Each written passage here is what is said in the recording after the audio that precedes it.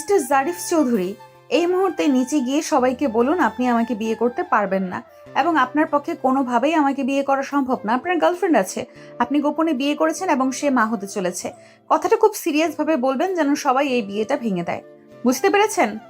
কথাগুলো বলেই ইনায়া ছাদের রেলিংয়ে হেলান দিয়ে দাঁড়ালো চিন্তিত মনে। অপর পক্ষ থেকে কি উত্তর আসবে তার তো জানা নেই, ভাবমূর্তিও বোঝা যাচ্ছে না। বেশ চুপচাপ মানুষটা, বুকে হাত বেঁধে দাঁড়িয়ে আছে, দৃষ্টি নিক্ষেপ করা সোজা তার পায়ের জুতার দিকে। ইনায়ার কথায় কোনো প্রতিক্রিয়া জানালো না, গভীর চিন্তায় ধ্যানমগ্ন হয়ে আছে। ভ্রু কুঁচকালো ইনায়া। মানুষটা কি কালা? কোনো কিছু শোনে না কিছু? এমন সিরিয়াস কথার কোনো প্রতিক্রিয়া নেই। ইনায়া জারিফের সামনে হাতে তুড়ি বাজিয়ে বলল, ও হ্যালো, কি ভাবছেন? আমার কথা কি কিছু শুনতে পেয়েছেন আপনি? বিয়ের আয়োজন শুরু হয়ে গিয়েছে, দ্রুত নিচে যান আর কথাগুলো বলুন। জারিফ এবার সোজা হয়ে দাঁড়ালো, প্যান্টের দুই পকেটে হাত গুজে সরাসরি ইনায়ার দিকে দৃষ্টি নিক্ষেপ করলো। ইনায়ার মুখের দিকে ভালোভাবে তাকিয়ে বলল, আমি কানে কম শুনি না, জাস্ট বোঝার চেষ্টা করছি আপনি পাগল নাকি অসুস্থ মস্তিষ্কের। কথাটা ইনায়ার পেস্টেজে লাগলো। একটা ছেলে কিনা তাকে পাগল বলে অপমান করলো, সে আবার ভ্রু কুচকালো। কৌতূহলী মুখে দাঁতে দাঁত চেপে প্রশ্ন ছুড়ল, আমাকে পাগল বা অসুস্থ মনে হওয়ার কারণ কি আপনার? কোন দিক থেকে আমাকে পাগল মনে হয়? জারি পায়ের সামনে থাকা জুসের বোতলে লাথি মেরে খানিকটা দূরে সরিয়ে দিয়ে ইনায়ার দিকে তাকিয়ে খুব সিরিয়াস ভাবে বলল, কোনো সুস্থ মানুষের কথাবার্তা তো এমন হওয়ার কথা নয়। আমার একটা মান সম্মান আছে, ওকে? আমি গিয়ে সবার মাঝে বলবো আমার গার্লফ্রেন্ড আছে, তাকে বিয়ে করেছি, সে প্রেগনেন্ট। এটা আদৌ পসিবল? তো এইসব না বললে বিয়ে ভাঙবে কিভাবে? অলরেডি বিয়ের সব তোড়জোড় শুরু হয়ে গিয়েছে, নিচে গেলেই বিয়ে হয়ে যাবে আমাদের। জারিফ ডান হাত প্যান্টের পকেট থেকে বের করলো, চুলে হাত বুলিয়ে ইনায়ার দিকে কিছুটা ঝুঁকে প্রশ্ন করলো। আপনি কি প্রেগনেন্ট? কথাটা শুনেই ইনায়ার মুখ হাঁ হয়ে গেল, দুই ঠোঁট ফাঁকা হয়ে গেল। নীল আকাশে যেন ভেঙে তার মাথায় পড়ল। এমন ভয়ঙ্কর কথা সে জীবনেও শোনেনি। এই মানুষটা তো মারাত্মক ঠোঁটকাটা স্বভাবের। ছি, এত জঘন্য প্রশ্ন করলো কিভাবে? একদমই তো মেয়েদের সম্মান দিতে জানেন না দেখছি। ইনায়া বেশ ঝাঁঝালো কণ্ঠে বলল, কি বললেন আপনি? এত বড় ফালতু প্রশ্ন করলেন কিভাবে? হ্যাঁ, আপনি তো খুব খারাপ দেখছি। আপনি আমাকে এত বড় ফালতু প্রপোজাল দিলেন কিভাবে? হ্যাঁ, আপনি নিচে গিয়ে নিচে বলুন আপনার বয়ফ্রেন্ড আছে, তাকে গোপনে বিয়ে করেছেন আর আপনি প্রেগনেন্ট, তাহলেই তো ঝামেলা মিটে যায়। এত কাহিনী করার তো কিছুই নেই। এইসব বললে কেউ বিশ্বাস করবে না, ভাববে আমি মিথ্যা বলছি, কারণ ওরা জানে আমার চরিত্র অনেক ভালো, তাই আপনাকে বলতে বলেছি, আপনার কথা বিশ্বাস করতে পারে। জারিফ ইনায়ার কথাবার্তা শুনে রীতিমতো যেন ভরকে গেল। এই মেয়েটা এসব কি বলছে?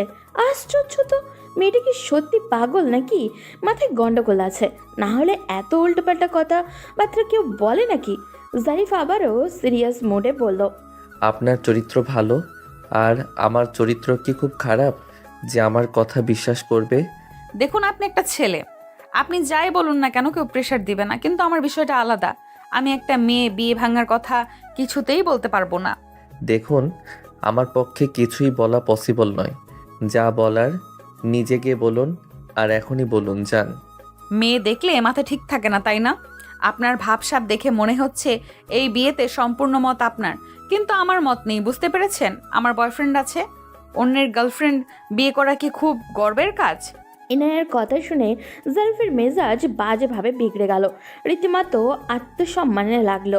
সে চোয়াল শক্ত করে বলল, এক্সকিউজ মি, কি নাম যেন আপনার? আয়া, রাইট? শুনুন মিস আয়া, আমার কখনোই কল্পনাতেও ছিল না নিজের থেকে 3 গুণ বয়সী বড় কোনো মহিলাকে বিয়ে করতে হবে, কিন্তু আমার কপাল কতটা জঘন্য হলে একটা ছেলে হয়েও নিজের চেয়ে বয়সে বড় মহিলা বিয়ে করতে হচ্ছে, চিন্তা করুন।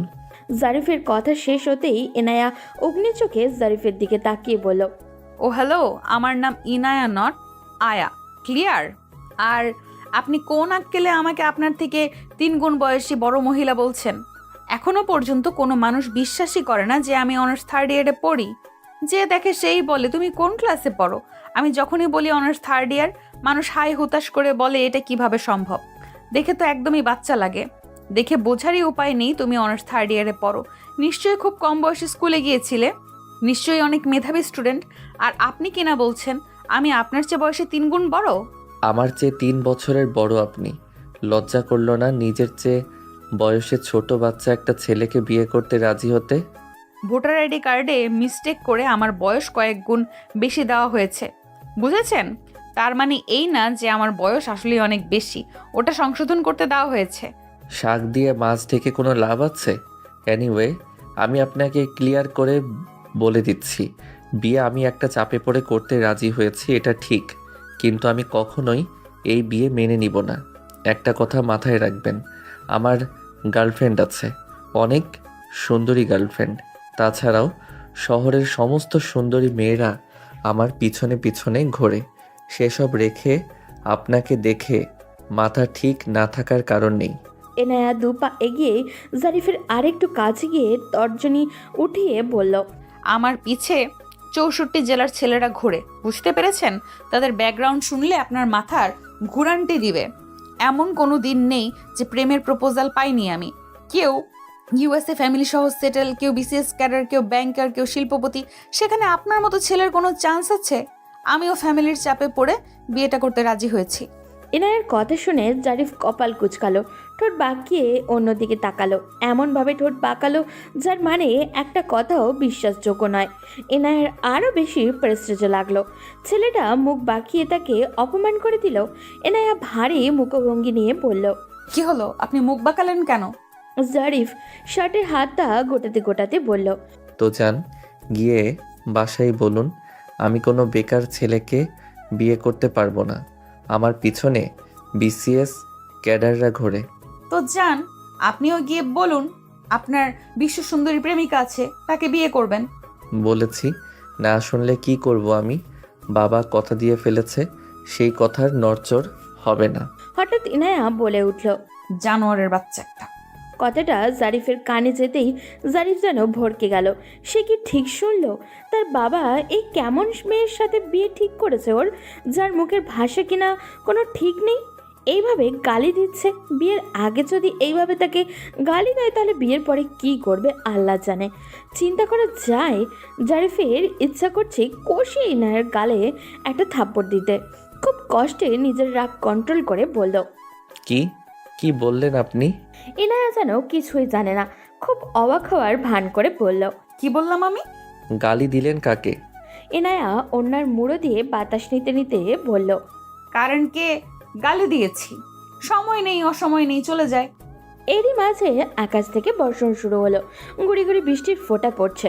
জারিফ আর ইনায়া দুজনেই আকাশের দিকে তাকালো। চাঁদ কখনো মেঘে ঢেকে গেল তারা বুঝতেই পারেনি। আকাশ কৃষ্ণরূপ ধারণ করেছে। জারিফ বলল, বৃষ্টি হচ্ছে, আমি নিচে যাচ্ছি। আপনার কিছু বলার থাকলে আপনার ফ্যামিলিকে নিজে গিয়ে বলুন। ইনায়া আরেক পা এগিয়ে জারিফের আরেকটু সামনে আসতেই ছাদের স্যাঁতস্যাঁতে জায়গায় পা পিছলে পড়ে যেতে নিলে জারিফ ইনায়ার হাত ধরে ফেলল। ইনায়া পেছন দিকে খানিকটা ঝুঁকে গিয়েছে। জারিফ হাত ছেড়ে দিলেই খুব জোরে নিচে পড়বে, আর এতে নিশ্চিত কোমর ভাঙবে তার। ইনায়া সোজা হয়ে দাঁড়িয়ে বলল, আপনার জন্য এক্ষুনি পড়ে যাচ্ছিলাম আমি। আমার জন্য পড়ে যাচ্ছিলেন নাকি আমার জন্য কোমরটা বাঁচলো? যেভাবে পড়ছিলেন এখনই কোমর যেত। এরই মাঝে বৃষ্টি আরও জোরে শুরু হলো। রোড লাইটের আলো ইনায়ের একতলা ছাদের উপরে পড়েছে। এতক্ষণ কেউ কারো চেহারা খেয়াল করেনি। জারিফ দেখলো তার সামনে থাকা মেয়েটি চুলে হাঁটুর নিচ পর্যন্ত পড়েছে। লাল 3 পিস পরা, গোল মুখশ্রী, ফর্সা একটি মেয়ে দাঁড়ানো। সব মিলিয়ে মেয়েটিকে সুন্দর বলা যায়। জারিফের শ্যামলা গায়ে খোঁচা খোঁচা দাড়ি। জারিফকে শ্যামলা বললেও ভুল হবে, গায়ের রংটা অনেক বেশি উজ্জ্বল। উজ্জ্বল শ্যামলা মুখে খোঁচা খোঁচা দাড়িতে বেশ সুদর্শন দেখতে। এমন সময় নিচতলা থেকে দুজন ছাতা মাথায় দিয়ে ছাদে এলো। সাথে দুটো ছাতাও নিয়ে এলো। একটা মেয়ে ইনায়ার চাচাতো বোন এসেই সোজাসুজি জারিফকে দুলাভাই ডাকলো। মেয়েটি হেসে হেসে মশকরা করে বলল, কি দুলা ভাই, আমার আপুকে কেমন লাগলো?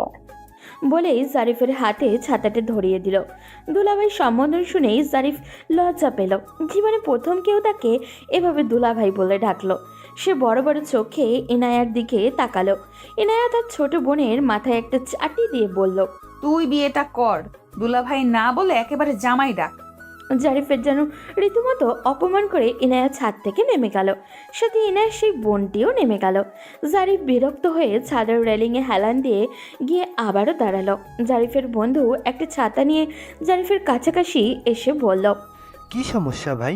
মেয়েটা তো খারাপ না দেখতে, তাহলে আমাকে এত গুরুত্বপূর্ণ মেসেজ দিলে কেন বিয়ে ভাঙার জন্য? এই মেয়ে নিজেই তো আমাকে বিয়ে করতে চাইছে না, ওর বয়ফ্রেন্ড আছে। যে মেয়ে বিয়ে করবে না বলে সরাসরি এসে আমাকে বলে গেল, সেই মেয়েকে বিয়ে করা কতটুকু যুক্তিসঙ্গত ব্যাপার? তুই কেন বিয়ে করবি না বল? তোর তো কোনো গার্লফ্রেন্ড নাই। আমার এই বেকার লাইফে একটা মেয়ের দায়িত্ব কিভাবে নেই বলো? এমনি বাড়িতে তুমুল অশান্তি, আমি বেকার বলে ভাবি সারাক্ষণ ভাইয়ার সাথে অশান্তি করে। তার ধারণা ভাইয়ার সব টাকা আমার আর সংসারের পেছনে যাচ্ছে। বাড়িতে 3 বেলা অশান্তি এই নিয়ে, রাতে ঘুম আসে না আমার। আমি টোটালি ডিপ্রেশনে ভুগছি। অনার্স শেষ লাস্ট 2 বছর আগে, এখনও কোনো জব হলো না। বেকারত্বের অভিশপ্ত জীবনটা কেটে গেলে মনে হয় বাঁচতাম, নিজের আত্মসম্মানটা বাঁচত। যেখানে নিজের আত্মসম্মান নেই, সেখানে একটা মেয়ের সম্মান কিভাবে রক্ষা করব আমি? জারিফের বন্ধু জারিফের কাঁধে হাত রেখে বলল, বিয়ের পর আল্লাহর রহমত বাড়ে, হতেই পারে এই মেয়েটি তোর সৌভাগ্যের চাবিকাঠি। বিয়ের পর তোর কপাল খুলে গেলে? দেখ ভাই, আমি কোনোভাবেই এই বিয়ে করতে পারবো না। বাবাকে 1000বার বুঝিয়ে কোনো লাভ হয়নি। তুই প্লিজ কিছু কর। তাছাড়া মেয়েটার বয়ফ্রেন্ড আছে। হতেই পারে মেয়েটা তোর মতো পারিবারিক সমস্যায় আছে, তাই বয়ফ্রেন্ডের অজুহাত দিয়েছে। কিছু তো সমস্যা আছে পারিবারিকভাবে, না হলে বড় বোনকে রেখে ছোট বোনকে বিয়ে দিচ্ছে কেন? ছেলেটা কিন্তু দেখতে মাশাআল্লাহ না, এরকম হ্যান্ডসাম ছেলে হাজারে কিন্তু একটাও পাওয়া যায় না। ব্রিলিয়েন্ট স্টুডেন্ট, ঢাকা ইউনিভার্সিটি থেকে অনার্স শেষ করেছে, জব একসময় হয়েই যাবে। তুই চোখ বুঝে বিয়েটা করে নে ভাই। আর যেখানে তোর কোনো বয়ফ্রেন্ড নেই সেখানে তো চিন্তা ভাবনার কি আছে বুঝলাম না। ইনায়ার কাজিন সামিরা ছাদ থেকে নামার সময় কথাগুলো ইনায়াকে বলল। ইনায়ার চলন্ত পা দুটো আচমকাই থেমে গেল। সে সামিরার দিকে তাকিয়ে বলল, আমি কোনোভাবেই এই বিয়ে করব না। বুঝতে পেরেছিস তুই? আমাকে পালিয়ে যাবার সুযোগ করে দে। তুই কিভাবে দিবি জানি না। বাট সমস্যা কি? সমস্যা তুই বুঝতে পারছিস না। আমি আমার আপুর আগে কেন বিয়ে করব? আমার আপুর দিকে তাকিয়ে দেখেছিস? সে তার ছোট বোনের বিয়ের জন্য ঘরের কাজ করছে। মানুষজন তাকে ঠেস দিয়ে নানান কথা বলছে। আমার আপুর কি একটুও কষ্ট হচ্ছে না? মোট কথা, আপুর বিয়ে না হলে আমি বিয়ে করব না। ইয়ানা আপু খুব শক্ত মনের মেয়ে, ট্রাস্ট মি, আপুর কষ্ট হচ্ছে না। আপু তোর খুশিতে কখনো অখুশি হবে না। সেটা আমি জানি সামিরা। আপু আমার খুশিতে পৃথিবীতে সবার থেকে বেশি খুশি হবে। কিন্তু আমার কি কিছুই করণীয় নেই? আমি বিয়ে করে এটা বোঝাতে পারবো না যে আমি আমার আপুর চেয়ে বেশি সুন্দরী। তাই আমার বিয়ে হয়ে গিয়েছে আর আমার আপুর বিয়ে হয়নি। কি অদ্ভুত রে ইয়ানা, আপুর মাস্টার শেষ, চাকরির চেষ্টা করছে, একজন সুশিক্ষিত ভদ্র মেয়ে, অথচ সামান্য গায়ের রং এবং এর জন্য আবুকে রেখে পাত্রপক্ষ বারবার তোকে চয়েস করছে। কি আছে এই সাদা চামড়ার মাঝে? আজকাল চামড়ার সাথে টাকার বিয়ে হচ্ছে, মনের সাথে মনের বিয়ে হচ্ছে না। কিন্তু আমি এটা হতে দেব না, কিছুতেই না। আমার আপুর এত বড় অসম্মান আমি মেনে নিব না। আমি পালিয়ে যাব, তাও বিয়ে করব না। যেদিন আমার আপুর বিয়ে হবে সেদিন বাড়িতে ফিরে আসব। পালিয়ে কোথায় যাবি ইয়ানা? যাওয়ার কি জায়গা আছে? এতে তোর বাবার মান সম্মান আরও নষ্ট হবে। তুই পালিয়ে গেলে এই কেলেঙ্কারির জন্য আপুর চরিত্রেও এই তকমা লেগে যাবে। মানুষ বলবে ওর বোন পালিয়ে গিয়েছে, ওর চরিত্র আর কত ভালো হবে। তাহলে কি করব আমি এই মুহূর্তে বিয়ে জিনিসটাই মেনে নিতে পারছি না। আরেকবার চাচুকে বুঝিয়ে বললে হয়। চল আমার সাথে, তুই কিন্তু বাবাকে বলবি। সামিরা আর ইনায়া নিচে আসলো। বেশ খানিকটা রাত।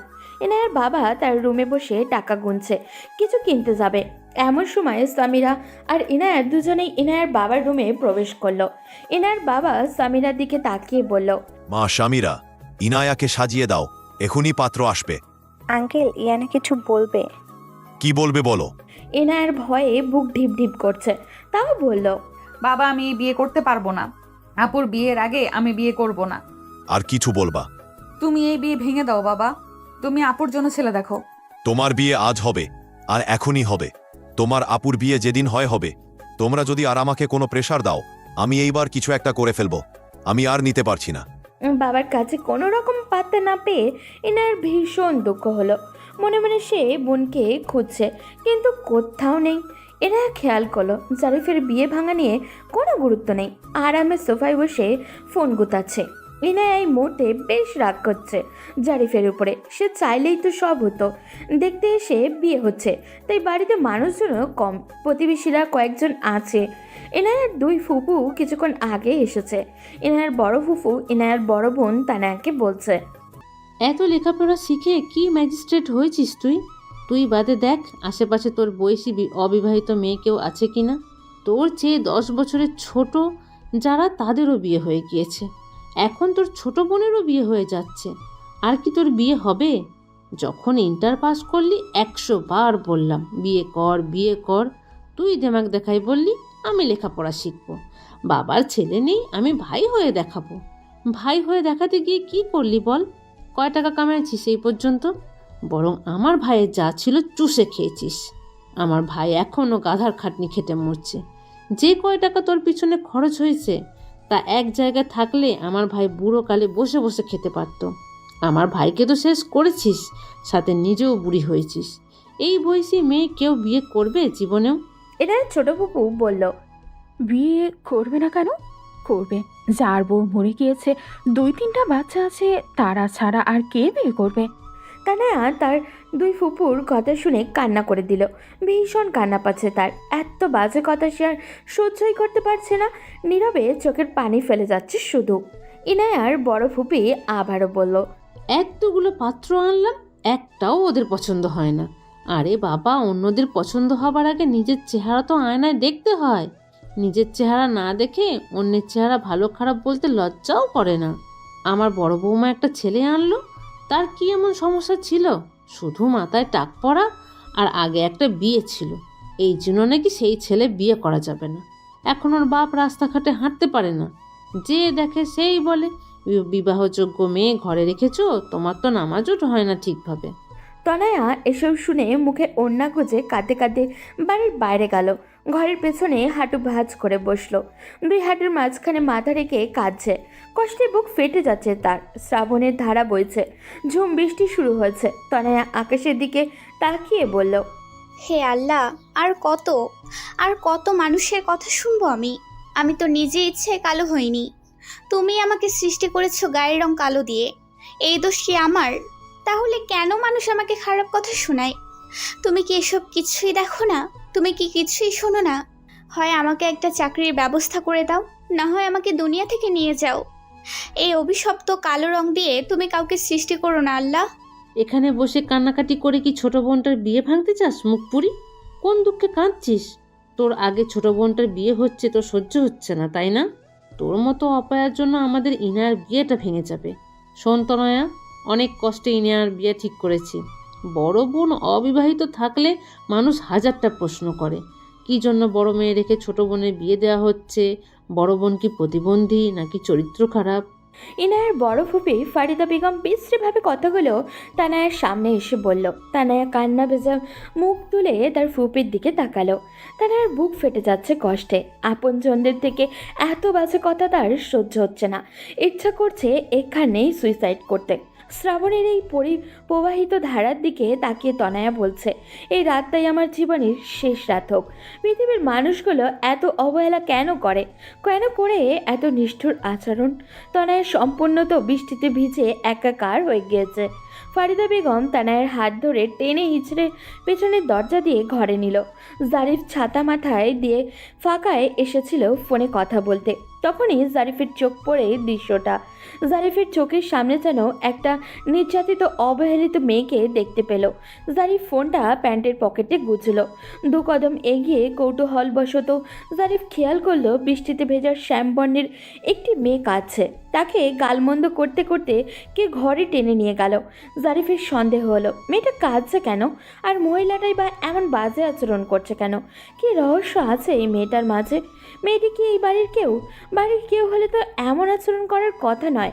ফারিদা বেগম তনয়াকে নিয়ে ইনায়ার রুমে গেল। ধাক্কা মেরে ফ্লোরে ফেলে দিয়ে বলল, আর কোনো নাটক যেন না দেখি তনয়া। আত্মীয়রা যদি টের পায় এসব, এখনই বিয়ে ভেঙে যাবে। নিজে তো বয়স বাড়িয়ে বুড়ি হয়েছিস, সাথে বোনের বিয়েটা ভেঙে বোনকেও বুড়ি বানাবি? ইনায়া সাথে সাথে তনয়াকে ফ্লোর থেকে টেনে তুলল। চোখ দুটো রাগে জ্বলে যাচ্ছে তার। অগ্নি চোখে তার বড় ফুপির ফরিদার দিকে তাকিয়ে বলল, কি সমস্যা তোমার ফুপু? কেন রোজ রোজ আসো আর আপুর সাথে বাজে ব্যবহার করো? মানুষের কথা তো আর তোদের কানে যায় না। বাইরে গেলে মান সম্মান আমাদেরই চাই। বাপের বাড়ি আসার সময় একজন জিজ্ঞেস করে, শফিক মেয়ে বিয়ে দেবে না? ইনায়া তানায়ার হাত শক্ত করে চেপে ধরে বলল, মানুষ তো কত কিছুই বলে, তাই বলে তুমিও বলবা? তুমি না ফুপু হও? তুমি আপনজন হয়ে যদি এসব বলো তাহলে বাইরের মানুষ কি বলবে? আপনজন বলেই তো চিন্তা করি বলেই পাত্র নিয়ে আসি। কিন্তু তোমাদের তো নায়ক ছাড়া পছন্দ হয় না। সোনার আংটি কালোও ভালো। পুরুষ মানুষের একটা বিয়ে থাকলে সমস্যা কি? তারা খাটো হলে সমস্যা কি? মাথায় চুল না থাকলে সমস্যা কি? বয়স একটু বেশি হলেই বা সমস্যা কি? পুরুষ মানুষ হলেই হলো। চেহারা কি চেটে চেটে খাবি নাকি তোরা? একদম আজে বাজে কথা বলবে না ফুপু। আমার আপু কি একেবারে এমন পর্যায়ে চলে গিয়েছে যে তাকে এত নিচ দেখে বিয়ে দিতে হবে? আমার আপু একজন শিক্ষিত মেয়ে। এই এলাকার সব থেকে ভালো বিয়ে একদিন আমার আপুর হবে, একদিন চাকরিও হবে। তোমাদের এসব কথাবার্তার জন্য সেদিন লজ্জা পাবে। তোমার বোন ব্যারিস্টার হবে। বাড়িতে বসে অন্ন ধ্বংস ছাড়া আর কোনো কাজই তো দেখছি না আমি একটা ছেলে দেখেছি। তোমার বিয়ের পরেই তনয়ার বিয়ে দিব। তনয়ার এমনিই বয়স অনেক। বয়স্ক মেয়ে বিয়ে করতে চায় না কেউ, তাও আবার গায়ের রং কালো। আমার ভাতিজি আমারই তো পছন্দ হয় না। মানুষের কথা কি বলবো? এই পাত্র বিদেশ থেকে এসেছে। বিদেশে থাকাকালীন সময়ে বউ চলে গেছে। একটা 3 বছরের ছেলে আছে। বড় বাড়ির ছেলে, দেখতে অনেক ভালো। এতই যখন ভালো পাত্র, বিয়েটা তুমিই করো। যাও, নিজের জামাইকে রেখে এই পাত্রের সাথে তুমি বিয়ে করো। আমার আপু আমার বাবার টাকায় খায় পরে। তোমাদের অসুবিধাটা কোথায় বুঝি না। কত বড় বেয়াদব মেয়ে! মুখের জন্য শ্বশুর বাড়ি গিয়ে টিকতে পারবি না? যা মুখ হয়েছে না, ঠিক ওর মায়ের মতো হয়েছে। ওর মা 4 লাইন বেশি বুঝে বুঝে এই অবস্থা আজ সংসারের। আমরা ছিলাম বলে একটা ভালো ছেলের সাথে বিয়ে হচ্ছে তোর। সারা জীবন বলতে হবে ফুপু একটা কাজের কাজ করেছিল। এমন ছেলে এনেছো, ওই ছেলে তো বেকার।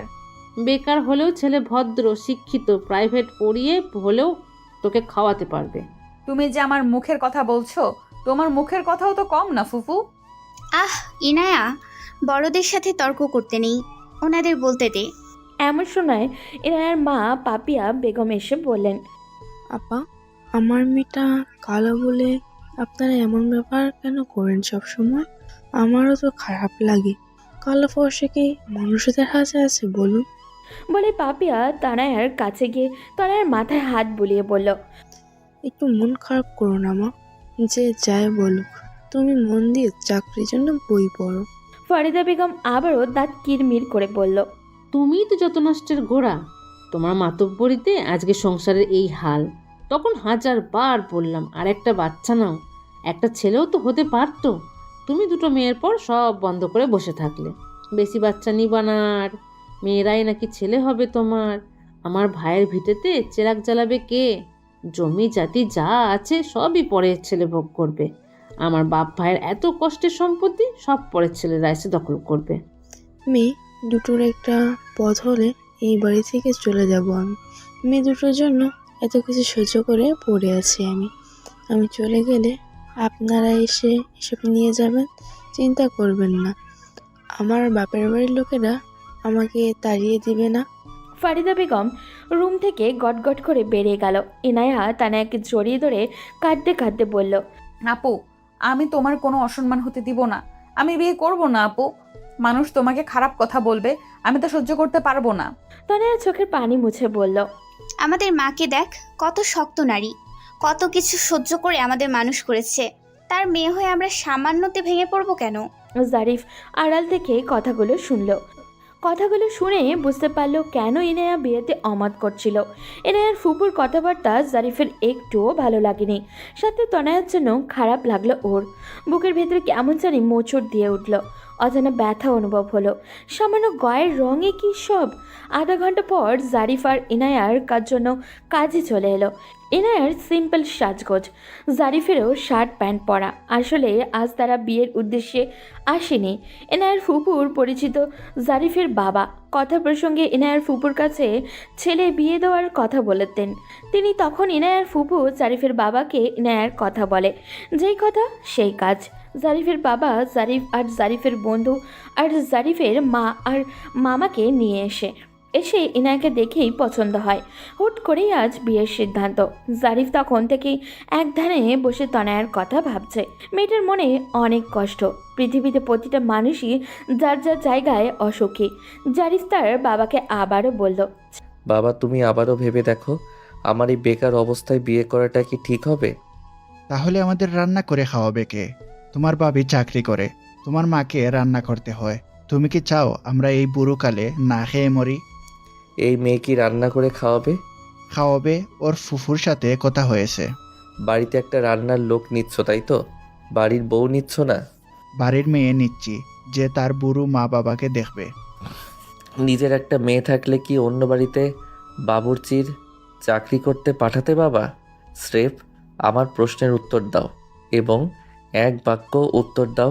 ছেলের এমন প্রশ্নে খানিকটা বিব্রত বোধ করলেও নওশে আহমেদ চারিদিকে তাকালেন, কেউ তাদের কথাবার্তা শুনছে কিনা। চাপা কণ্ঠস্বরে বললেন, বিয়ের পরে প্রতিটা মেয়েই শ্বশুর বাড়িতে গিয়ে রান্না করে। তোমার মা কি রান্না করেছে না? এভাবেই তোমার বউও রান্না করবে। লেখাপড়া শিখেছো বলে কি নিয়মকানুন সব উল্টে পাল্টে দিতে চাও নাকি? লেখাপড়া শিখেছি বলেই আমার বিবেকে বাঁচছে বাবা। আমার নিজেকে ধিক্কার দিতে ইচ্ছা করছে। আমি কি না এই বয়সে নিজের অমতে বিয়ে করেছি? এই যুগে এসেও পরিবারের চাপে বিয়ে করছি। বাংলা সিনেমার মতো বলে দিলে তোমাদের ঋণ শোধ করতে হলেও আমি যেন বিয়েটা করি, না হলে মানুষ তোমাকে বেইজ্জতি করবে। তোমার কি উচিত ছিল না একবার অন্তত আমার মতামত নিয়ে মেয়ের ফ্যামিলিকে কথা দেওয়া? আমি কি এখন ছোট আছি যে সব সিদ্ধান্ত তোমাদের কথা মতো নিতে হবে? বিশেষ করে আমার লাইফের এত বড় গুরুত্বপূর্ণ সিদ্ধান্তটা কি নিজের ইচ্ছা মতো নেওয়ার অধিকার নেই? চুপ করো, কাজে এসে গিয়েছে। এই বাড়ির কেউ এসব শুনলে কি হবে? তোমার মতো বেকার ছেলের সাথে এত সুন্দর একটা মেয়ে, ভাবতে পারছো তুমি? বেকার ছেলের সাথে কি কেউ মেয়ে বিয়ে দিতে চায়? আমি খুব কষ্টে মেয়ের ফুফুকে এটা সেটা বলে মেয়ের বাবাকে রাজি করিয়েছি। আমাদের এলাকার সেরা সুন্দরী বউ হবে তোমার। বেকার কথাটা শুনেই জারিফের আত্মসম্মান যেন মাটির সাথে মিশে গেল। এই কথাটা রেগুলার তাকে শুনতে হয়। এটা যেন তার জীবনের অভিশাপের মতো হয়ে আছে। ঢাকা ইউনিভার্সিটি থেকে লেখাপড়া শেষ করে তার কোনো জব হচ্ছে না। রাগী শরীরের রক্ত টক বক করে ফুটে উঠল জারিফের। মানুষের মাঝে সিনক্রিয়েট করতে পারছে না। শুধুমাত্র বাবার মান সম্মান বাঁচাতে বিয়েটা করতে হচ্ছে ওকে। সে নিজেকে শান্ত করে বলল, আমি জানি আমি বেকার বাবা। এই বেকার লাইফে আমি কি কখনো বলেছি বিয়ে করব? তুমি বিয়ে ঠিক করলে আবার তুমি খোঁটা দিচ্ছ। কথা প্রসঙ্গে বললাম আর কি। মা বাবা সন্তানের খারাপ চায় না, এটা মাথায় রেখো। এখনই বিয়ে পড়ানো হবে। বিয়ের আগ মুহূর্তে ইনায়ার হবু শ্বশুর বাড়ি থেকে হাত, কান আর গলার গহনা দিয়ে ইনায়ার ফুপুর হাতে। ইনায়ার ফুপু ইনায়াকে গহনাগুলো পরিয়ে দিতে দিতে বলল, আমি আগেই ওদের বলেছিলাম মেয়েকে 3 প্রকার গহনা দিতে হবে, ঠিক তাই দিয়েছে। বোঝাই যাচ্ছে ফ্যামিলির অবস্থা অতটাও খারাপ নয়। ইনায়ার হলো রাজকপাল। সাউথ থেকে এক প্রতিবেশী বলে উঠল, ইনায়ার যে সুন্দর চেহারা, রাজকপাল ছাড়া আর কি হবে শুনি? সাইড থেকে এক প্রতিবেশী বলে উঠল। এরই মাঝে কাজে চলে এলো। বিয়ে পড়ানো শুরু হয়ে গেল। ইনায়া আর জারিফ দুজনেই চাচ্ছিল কোনোভাবে যেন বিয়েটা না হয়, কিন্তু কপালে লিখন খণ্ডানোর ক্ষমতা কারোর তো নেই। দুজনের অনিচ্ছা থাকলেও বিয়েটা হয়ে গেল। কবুল বলতে ইনায়ার আধা ঘন্টা সময় লেগে গেল। কবুল বলার সাথে সাথেই পাল্টে যাবে তাদের পুরো জীবন। চারিদিক থেকে সবার অনুরোধে ইনায়া কবুল বলল। কবুল বলে চিৎকার দিয়ে কেঁদে দিল ও। এই বিয়ে নিয়ে ইনায়ার কত স্বপ্ন ছিল। আগে তার আপুর বিয়ে হবে, আপুর বিয়েতে প্রচুর সাজগোজ করবে, অনেক মানুষ আসবে। নিজের বিয়ে নিয়ে কি প্ল্যান করে রেখেছিল ও? বিয়ের 7 দিন আগে থেকে বাড়িতে একটা বিয়ে বিয়ে আমেজ থাকবে, নাচে গানে আর আনন্দে মুখরিত হবে চারপাশ। আর যার সাথে বিয়ে হবে সে হবে একজন রাজপুত্র। ইনায়াকে ভীষণ প্রায়োরিটি দিবে, বিয়ে নিয়ে সব প্ল্যান করবে ইনায়ার সাথে, সারাক্ষণ চোখে হারাবে তাকে। কিন্তু কিছুই তো হলো না। বিয়ে নামক কাঙ্ক্ষিত জিনিসটার স্বপ্ন ধ্বংস হয়ে গেল ওর। প্রতিটা মেয়েরই স্বপ্ন থাকে তার বিয়ে একটু অন্যরকমভাবে হবে। মানুষ যা ভাবে আসলে কি তা হয়? মানুষ যা ভাবে তা কখনোই হয় না। বিয়ের পর ইনায়াও কান্না মিশ্রিত কণ্ঠে বলল, আম্মু, তুমি তো সারা জীবন আমাদের নিয়ে প্রতিবাদ করেছো, আমাদের লেখাপড়ার জন্য প্রতিনিয়ত যুদ্ধ করেছো। আজ তাহলে কেন তুমি বাবাকে বাধা দিলে না? কেন আম্মু? তোমার কাছেও কি তোমার মেয়ে একটা বোঝা হয়ে গিয়েছে? ইনায়ের মা এবার ইনাকে বুকের সাথে জড়িয়ে ধরে বলল, তোমার আম্মুর কাছে তোমার 2 বোন কখনো বোঝা নাও মা। কেন যেন ছেলেটার দিকে তাকিয়ে আমার মন বলল, ছেলেটা ভালো, তোমাকে ভালো রাখবে। আমার দোয়া আছে তোমার সাথে, তুমি সুখী হবে মা। রাতে খাওয়া দাওয়া শেষ করে শ্বশুরবাড়িতে ইনায়াকে নিয়ে যাওয়া হলো। জারিফের মা আর ফুপু ইনায়ার গালে মিষ্টি দিয়ে ভেতরে নিয়ে গেল। ইনায়া খেয়াল করলো গাড়িতে একজন মহিলা বসা ছিল, খুব সাজগোজ করা, নাক কুচু স্বভাবের। ইনায়ার সাথে একটা কথাও বলেনি। গাড়ি থামতেই ইনায়াকে রেখে একা একাই বাড়িতে প্রবেশ করলো। কিন্তু মহিলাটাকে দেখতে তো খুব বেশি বয়স্ক না। জারিফের বড় ভাই ইনায়াকে বলল, ইনায়া, আমার বাবা মা, সালাম করো। ইনায়া জারিফের মা বাবাকে সালাম করলো। জারিফের বাবা মা বলল, মা ইয়ানা, আমি নিজে তোমাকে এই বাড়িতে নিয়ে এসেছি। সবার সাথে মিলেমিশে থাকার চেষ্টা করো, কেউ যেন না বলে আমার পছন্দ খারাপ। ইনায়ার মাথা তুললো, তাকালো। আশেপাশে কোথাও জারিফ নেই। জারিফের বাবা মা ফুপু আর ভাই দাঁড়িয়ে আছে। জারিফের ফুফু জারিফের বড় ভাইয়ের দিকে তাকিয়ে বলল, আরিফ, অনন্যাকে বলো তুমি বউকে বাসর ঘরে দিয়ে আসতে। মেয়েটা তো আর কিছু বোঝে না, একটু বুঝিয়ে দিতে বলো সব। ফুফু, ও আসবে না, শুধু শুধু বলে লাভ নেই। ও বাড়ির বড় বউ, ও না আসলে কে আসবে? শুধু শুধু ঝামেলা করে লাভ কি ফুফু?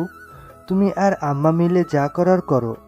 শাশুড়ি হয়ে বাসর ঘরে নিয়ে যেতে হবে, কি রাজ কপাল আমাদের। ইনায়ার শাশুড়ি ইনায়ার ফুফু শাশুড়ির কানে কানে ফিসফিস করে বলল, বলে দিও কোনো ব্যবস্থা নিতে, যেন বিয়ের রাতেই বাচ্চা না হয়ে যায়, তাহলে সর্বনাশ হয়ে যাবে। কেননা জারিফ বেকার, এখন ওর বাচ্চা হলে কিভাবে হবে? ভুলে যেন বাচ্চা পেটে না আসে। এইভাবে বলা যায় কাউকে? ভাবি, আল্লাহ বাচ্চা দিলে তো আটকাবার ক্ষমতা কারণই। তোমাকে যা বললাম তাই বলো। শাশুড়ির কথাগুলো শুনেই ইনায়া বেশ অবাক হলো। তার ফুপি তো বলেছিল ছেলে বেকার হলেও তাদের আর্থিক অবস্থা অনেক ভালো, তাহলে একটা বাচ্চা হলে তারা খাওয়াতে পারা নিয়ে এত চিন্তিত কেন? ইনায়ার মনে হাজারটা প্রশ্নের জট। জারিফের ফুপু ইনায়াকে জারিফের ঘরে নিয়ে গেল। জারিফের বিছানায় বসিয়ে দিয়ে বলল, এইটা তোমার বাসর ঘর মা। বাসর ঘর হলো মেয়েদের জীবনে গুরুত্বপূর্ণ রাত। ইনায়া অবাক হলেও নিজের বাসর ঘরে ঢুকে চারিদিকে তাকিয়ে হু হু করে কান্না পেল তার। কল্পনায় হাজারোবার স্বপ্ন দেখেছিল লাল বেনারসি পরবে, সে তার বর শেরওয়ানি পরবে, তাজা গোলাপ আর রজনীগন্ধার সুবাসে মোমো করবে তার বাসর ঘর। তার কল্পনায় সাজানো ঘরের সাথে এই ঘরের এক বিন্দু পরিমাণও কিছু মিল নেই। বুকের মাঝে এক না পাওয়ার আক্ষেপ আর যন্ত্রণায় ভেঙে চুরে যাচ্ছে সে। পুরো রুমটা চোখ বুলায় সে। একটা খাট, একটা আলমারি, একটা আলনা আর একটা বড় পড়ার টেবিল। টেবিল জুড়ে অসংখ্য বই, সব বই বিভিন্ন চাকরির পরীক্ষার আর বিসিএস প্রিপারেশনের। ইনায়ার মাথায় চক্কর দিল, এত বই মানুষ পড়ে কিভাবে? জারিফের ফুফু ইনায়ার হাতে এক পাতা ওষুধ দিয়ে বলল, রাতে একটা ঔষধ খেয়ে নিও। বলেই রুম থেকে বেরিয়ে গেল। ইনায়া প্যাকেট থেকে আশ্চর্যজনকভাবে তাকিয়ে রইল, খাটের উপর ফেলে চুপ করে বসে রইল ও। কিছুক্ষণের মাঝেই জারিফ প্রবেশ করে রুমে। জারিফ রুমে ঢুকতেই আজ অন্যরকম কিছু একটা ফিল করলো। এতদিন সে একা থাকতো এই রুমে, আজ অন্য এক নারী বসে আছে। আজ থেকে এই ঘরে সে একা নয়, সাথে এই নারীটাও থাকবে। জারিফ ঘরের ছিটকিনি লাগিয়ে দিল। ইয়ানা বুক কেঁপে উঠল। যতই হোক পুরুষ মানুষ তো, একা ঘরে একটা মেয়ে পেয়ে সে নিশ্চয়ই চুপ থাকবে না।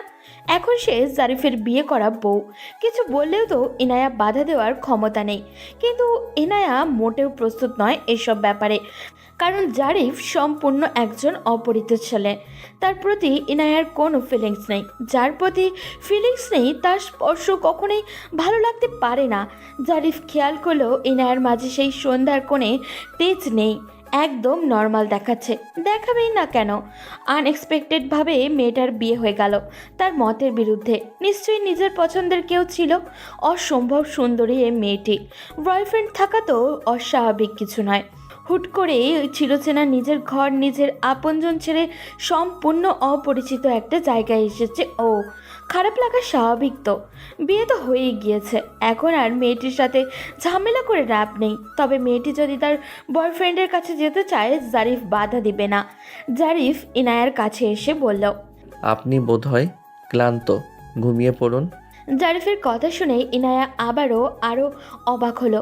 সে বাসরঘর সম্পর্কে যা শুনেছে তার সাথে কিছুই ঘটল না। ইনায়া স্বস্তি পেল কিছুটা। জারিফ ইনায়ার দিকে খুব ভালোভাবে তাকিয়ে দেখলো, মুখটা ভীষণ ক্লান্ত দেখাচ্ছে। জারিফ আবারও বলল, আপনি ওয়াশরুমে গিয়ে হাত মুখ ধুয়ে ফ্রেশ হয়ে নিন, ভালো লাগবে। আর এই শাড়িটা চেঞ্জ করে নিন। আমি আর পোশাক আনিনি। আচ্ছা, আগে ফ্রেশ হয়ে আসুন। ইনায়া ওয়াশরুমে গিয়ে চোখ মুখে পানি দিয়ে ফ্রেশ হয়ে নিল। ফ্রেশ হয়ে বাইরে বেরিয়ে দেখে জারিফ একটা সুতির শাড়ি হাতে নিয়ে দাঁড়িয়ে আছে। ইনায়া কিছু বলার আগেই জারিফ বলল, মায়ের থেকে একটা সুতির শাড়ি চেয়ে এনেছি, আপাতত এটা পরে নিন। ইনায়া জারিফের হাত থেকে শাড়িটা নিয়ে আবারও ওয়াশরুমে গেল। শাড়িটা চেঞ্জ করে বাইরে এলো। হঠাৎই বিয়ে হওয়াতেই ইনায়ার জন্য কোনো শাড়ি, চুড়িদার কিছুই কিনতে পারেনি জারিফদের বাড়ি থেকে। জারিফ দেখলো সাধারণ একটা সুতি শাড়িতেও ইনায়াকে অসাধারণ লাগছে। মেয়েটা এত সুন্দর। জারিফ এর আগে দ্বিতীয়বার কোনো মেয়েকে এত মনোযোগ দিয়ে দেখেনি। একবার দেখার পর বারবার চোখও চায়নি। একজনকে দেখেছিল, কিন্তু আজ মনে হচ্ছে তাকেও এত গভীরভাবে দেখেনি ও। জারিফ ইনায়াকে বলল, আপনি ঘুমিয়ে পড়ুন, অনেক রাত। ইনায়া বিরক্তি হচ্ছে। খালি মনে হচ্ছে জারিফের জন্যই তার জীবনের এই পরিণতি। জারিফ একটা ছেলে মানুষ, চাইলেই অনেক কিছু সম্ভব হতো। ইনায়া বিরক্তির চোখে জারিফের দিকে তাকালো। বিছানায় গিয়ে ওষুধের প্যাকেট ফ্লোরে ছুঁড়ে মারল। জারিফ প্যাকেটটা ফ্লোর থেকে হাতে নিয়ে ভ্রু কুচকে ইনায়ার দিকে তাকিয়ে বলল, হোয়াট ইজ দিস? এসব কি? ছি, এসব খাচ্ছ কেন? শুনুন, আমি এসব খাচ্ছি না। আমার ফুপি দিয়ে গিয়েছে আপনাকে খাওয়ার জন্য। চুপচাপ ওখান থেকে একটা খেয়ে নিন। জারিফের দুই ঠোঁট কিঞ্চিত ফাঁকা হলো। মেয়েটা এসব কি বলছে? সে কি সত্যি পাগল নাকি? জারিফ স্ট্যাচু হয়ে দাঁড়িয়ে রইল। তার অনুভূতি ঠিক কী এই মুহূর্তে তা বোঝা যাচ্ছে না। জারিফ চুপচাপ গিয়ে পড়ার টেবিলে বসলো।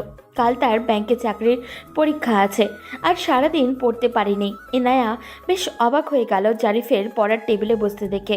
বেশ কৌতূহলবশত ইনায়া জিজ্ঞাসা করলো, আপনি কি পড়ার টেবিলে ঘুমাবেন? জারিফ ইনায়ার কথা শুনে বিরক্ত মুখে পেছনে ঘুরল। ইনায়ার কৌতূহলী চোখ মুখের দিকে তাকিয়ে বলল, সিরিয়াসলি, আপনার মাথায় কি কিছুই নেই মিস ইনায়া? পড়ার টেবিলে কেউ ঘুমোয়? আপনি তো মাঝরাতে পড়ার টেবিলে গিয়ে বসলেন। পড়ার টেবিলে মানুষ কি জন্য বসে? বই পড়তে। সকালে আমার চাকরির পরীক্ষা আছে, আজ আমি কিছুই পড়তে পারিনি, এখন পড়তে হবে। ও, আপনি ঘুমিয়ে পড়ুন। লাইটের আলোয় ঘুম আসবে না, মাথা ব্যথা করছে খুব। জারিফ ইনায়ার দিকে তাকিয়ে খেয়াল করলো মেয়েটার চোখ দুটো কেমন হলুদ হয়ে গিয়েছে। নিশ্চয়ই মাথায় ব্যথা বেশি করছে। চুপচাপ একটা মোমবাতি জ্বালিয়ে লাইট নিভিয়ে দিল। লাইট নিভিয়ে দেওয়াতেই ইনায়ার বুক কেঁপে উঠল। সে খেয়াল করলো রুমের চারিদিক হালকা লালচে আলোর আভা, যা তার চোখের উপর পড়ছে না। জারিফ মোমবাতি জ্বালিয়ে খুব মনোযোগ সহকারে বই পড়ছে। ছেলেটা যে বই পড়ায় খুব মনোযোগী ইনায়ার বুঝতে বাকি নেই। ইনায়ার চোখে ঘুম নেই, মন আর মস্তিষ্কে হাজারটা প্রশ্ন ঘুরপাক খাচ্ছে। জীবনে কি এমন পাপ করেছিল সে? জীবনটা এত বিশ্রী হলো কেন তার? মানুষ বলতো ইনায়া দেখতে সুন্দরী কোনো এক রাজকুমার এসে বিয়ে করে নিয়ে যাবে, এই কেমন বিয়ে আর কেমন রাজকুমার? আজকের পর থেকে যদি কেউ বলে সুন্দরীদের পেছনে তাকাতে হয় না, আমি বলবো ভুল। শুধুমাত্র সুন্দরী হলেই এ জীবনে সুখী হওয়া যায়, এটা ভুল কথা। সুখ, শান্তি আর বিয়ে এমন জিনিস, এটা একমাত্র ভাগ্যের উপরেই নির্ভর করে। ইনায়া ভাবতে ভাবতে ঘুমিয়ে গিয়েছে। ঘুম ভাঙল সকাল 7টায়। ইনায়ার ফুপু শাশুড়ি ইনায়ার গায়ে হাত দিয়ে ইনায়াকে ডাকলো। ইনায়ার বুক ধরফর করে উঠল। দ্রুত শোয়া থেকে উঠে বসলো। তাকিয়ে দেখলো রাতে ওষুধ দিয়ে যাওয়া সেই মহিলাটি অমায়িক হাসি দিয়ে বলল, আমি জারিফের ফুপু, তোমারও ফুপু হই মা। ইনায়া ঘাড় কাত করে সম্মতি জানালো। ইনায়া খেয়াল করলো তার গায়ে একটা কাঁথা দেওয়া, কিন্তু গতকাল রাতে সে তো কাঁথা নিয়ে ঘুমায়নি। তাহলে কি জারিফ তার গায়ে কাঁথা দিয়ে রেখে গিয়েছে? ইনায়া পড়ার টেবিলে তাকিয়ে দেখলো জারিফ নেই। জারিফের ফুপু বলল, হাত মুখ ধুয়ে বাইরে এসো মা। ইনায়া চুপচাপ ওয়াশরুমে চলে গেল। গিয়ে আয়না দেখতে বেশ সারপ্রাইজ হয়ে গেল। আয়নায় একটা টিপ দিয়ে কাগজ লাগানো, সেখানেই লেখা আছে, আমি বেরিয়ে যাচ্ছি, আপনি ঘুম থেকে উঠলে আমাকে পাবেন না। আজ আমার পরীক্ষা, ফিরতে রাত হবে। এই বাড়িতে সবাই আপনার অপরিচিত। আনইজি লাগবে জানি, তবুও খাবার খেয়ে নেবেন। ইনায়া চিঠিটা পড়ে অনেক বেশি সারপ্রাইজ হলো। একটা অজানা মানুষের প্রতি এত যত্ন ইনায়া আগে দেখেনি। মানুষটা মনে হয় খুব একটা খারাপ না, সহানুভূতি আছে। ইনায়া ফ্রেশ হয়ে বাইরে গেল। আশপাশের কয়েকজন বউ দেখতে এসেছে ওকে। ইনায়া বারান্দার চেয়ারে বসে আছে। মানুষ বিভিন্ন ধরনের প্রশ্ন করছে, ইনায়া উত্তরও দিচ্ছে। এভাবে সারাদিন কেটে গেল। ঝাঁকে ঝাঁকে মানুষ এসে বউ দেখার পালা। ওদিকে আজ তনয়ার একটা চাকরির পরীক্ষা ছিল। সন্ধ্যার খানিক আগেই পরীক্ষা শেষ করে বাড়িতে ফিরেছে। গ্রামের পরিচিত এক দাদা বলল, কি ব্যাপার তয়না, বড় বোন রেখে ছোট বোনকে বিয়ে দিলে? তোমার কি শ্বশুর বাড়ি যেতে হবে না? তনয়া অমায়িক হাসি দিয়ে বলল, যাব শীঘ্রই। বয়স কত হলো? 30 কি ছাড়িয়েছে? না, 27। ওই তো একই কথা। এখন আর বিয়ে করে কি লাভ আছে তোমার? যৌবন তো শেষ প্রায়। পুরা যৌবন এভাবে কাটিয়ে দিলে রাতে ঘুম হয় তোমার? আমার তো একদিন বউ কাছে না থাকলে মাথা ঠিক থাকে না। আর তুমি 27 বছর কিভাবে কাটিয়ে দিলে? পার্কে টার্কে যাও নাকি?